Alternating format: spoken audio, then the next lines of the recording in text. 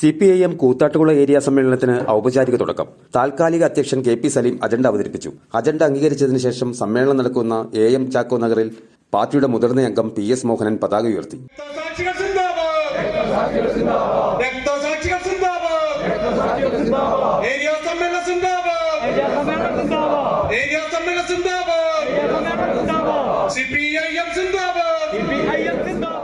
जय पदागे रक्त पदागे नमो नमस्ते विजय पदागे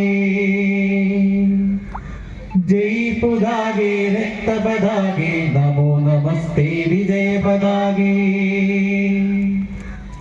ആരുടെ കൈകൾ ഭൂവിനെയെല്ലാം വിഭവ സമൃദ്ധവതാക്കിയിട്ടു കഷ്ടപ്പെടുമാ ജനനിധി തന്നുടെ അവകാശങ്ങൾ മുഴക്കിയിടുമ്പോൾ CN Mohanan, S Sharma, Gopi Kottamurikkal, MC Surendran, TC Shabu, John Fernandez, PB Ratheesh തുടങ്ങി മുഴുവൻ പ്രതിനിധി അംഗങ്ങളും സംബന്ധിച്ചു. News desk, Truevision Piravom.